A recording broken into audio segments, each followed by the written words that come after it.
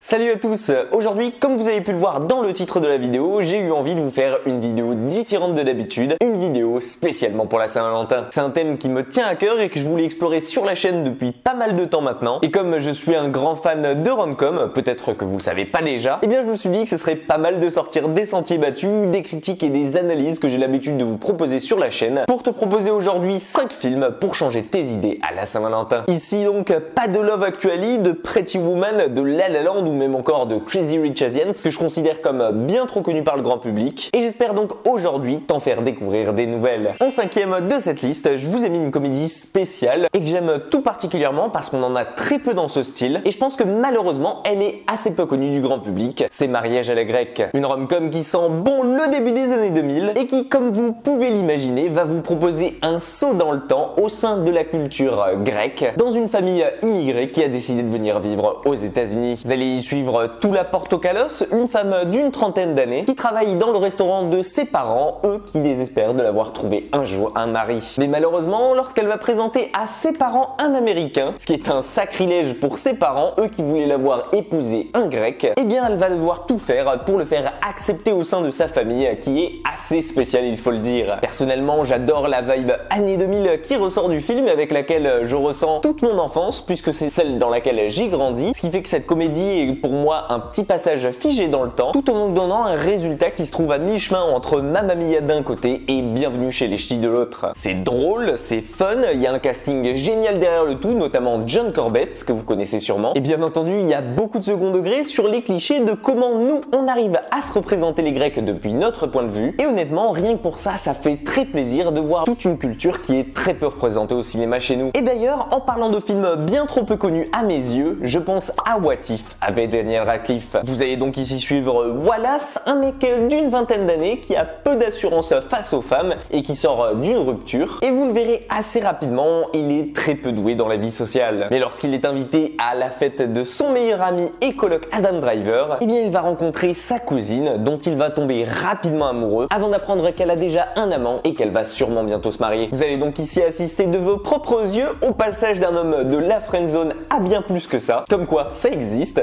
dans un film poétique qui me rappelle beaucoup Jim Jarmusch et son Patterson, le tout accompagné d'un casting aux petits oignons. Adam Driver, Rafe Spall, Mackenzie Davis ou encore Zoé Kazan, vous le verrez rapidement, le film a de très bons arguments pour vous faire rester. Et comme d'habitude dans ce genre de vidéo, je vous en dis pas plus pour ne pas vous spoiler la surprise. Et alors là, contrairement aux deux premiers films, je vous ai réservé une rom-com un peu plus connue. Et si vous êtes un fan d'Emilia Clarke, je pense que vous voyez où je veux en venir. Il s'agit bien entendu de Last Christmas de Paul Feig, un film bien plus récent qui est sorti en 2019 et dans lequel on va suivre les tribulations de Kate, une jeune femme qui sort d'un problème de santé assez grave et qui travaille en tant qu'elfe dans un magasin à Londres pendant les périodes de fête. Vous verrez, c'est une jeune artiste qui rêve de devenir chanteuse professionnelle un jour, mais pour qui malheureusement les choses ne semblent jamais s'arranger, jusqu'au jour où elle va rencontrer Tom, un jeune homme assez mystérieux qui va lui faire découvrir Londres pour la première fois et réussir à lui faire s'ouvrir son cœur. Seulement voilà, vous allez rapidement remarquer que Tom est assez spécial et que plus elle va passer de temps à ses côtés et plus elle va se rendre compte qu'il est étrange. Il disparaît parfois des journées entières sans laisser de traces et ses soi-disant collègues qui sont censés le connaître ne l'ont en réalité jamais rencontré. Je peux pas vous en dire plus parce qu'il y a un vrai twist derrière tout ça et que je risquerais de vous le spoiler, surtout qu'on le voit pas venir et que c'est en grande partie pour ça qu'il s'agit de l'un de mes films préférés. Le scénario est plutôt original, voire même très bon, tout autant que le casting qui l'accompagne, puisqu'on y retrouve Henry Golding dans le rôle principal, Emma Thompson ou même encore Michelle Yeoh, et rien que pour l'ambiance de Noël et surtout pour Emilia Clarke, on a envie de se mettre sous un plaid avec un bon chocolat chaud. Perso, c'est un génial mix entre ambiance de Noël et rom-com, et si vous ne l'avez pas vu, c'est un véritable must-see qui a toute sa place ici. En deuxième de cette liste, je vous ai réservé un petit film sympathique qui lui aussi commence à dater pas mal, mais dont vous avez peut-être déjà entendu parler, à savoir About a Boy avec Hugh Grant.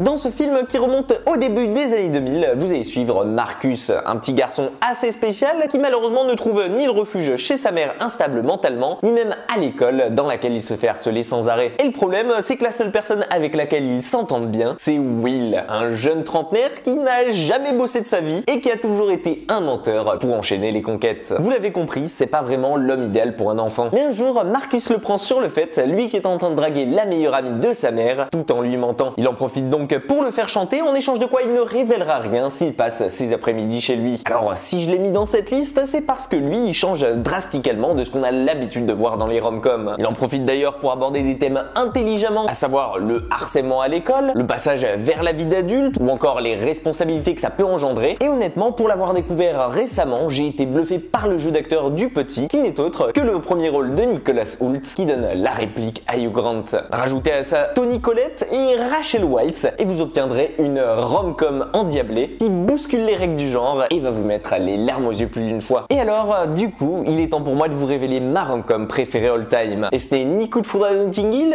ni 50 First Dates, qui pourtant l'ont été toutes les deux pendant de nombreuses années. Non, cette fois-ci, c'est un film à plus petit budget et sûrement beaucoup plus connu que tous les autres dans cette liste, puisqu'il s'agit d'un film assez récent. Je veux bien entendu parler de Palm Springs, un film dont je vous ai fait la critique il y a un peu plus d'un an sur cette chaîne. Pour vous la faire courte, vous suivez ici le génial duo formé par Christine Milioti et Andy Samberg, qui se retrouvent bloqués dans une boucle temporelle, condamnés à revivre indéfiniment le jour du mariage de leur meilleur ami. Et si vous en rendrez compte assez rapidement, je vous l'ai pas mis ici pour l'originalité de son scénario, qui a déjà été fait 1000 fois par le passé, et bien en tout cas je vous l'ai mis pour diverses raisons, parmi lesquelles son duo endiablé auquel on accroche assez rapidement, et surtout son humour qui marche du tonnerre et qui arrive à parfaitement rythmer le film. Les personnages sont relativement hyper bien écrits, et les situations dans lesquelles ils évoluent sont décalées à souhait, le tout sublimé par l'humeur communicative de son duo complètement barré, dans un film assez rapide et qui dure à peine 1h30, et qui se révèle comme un sacré mélange entre Un jour sans fin et Happy Birthday de l'autre, deux films que j'aime personnellement beaucoup. Alors rien que pour toutes ces raisons-là, et surtout si vous êtes un fan de ces deux derniers films, je pense que vous allez adorer Palm Springs. Une rom-com qui s'écarte facilement de ce qu'on a l'habitude de voir et s'approprie avec brio le style de la boucle temporelle. Et vous, c'est quoi votre rom-com préféré? Dites-moi dans les commentaires le film que vous rematez à chaque Saint-Valentin. En tout cas, j'espère que cette vidéo un peu différente de d'habitude vous aura plu et surtout qu'elle vous aura donné des idées de films différents à vous mater pour la Saint-Valentin. Si c'est le cas, n'hésitez pas à me le faire savoir en lui laissant un petit j'aime, en vous abonnant à la chaîne si ce n'est pas déjà fait. Prenez soin de vous, sortez couverts et nous on se dit à très vite pour une toute nouvelle critique.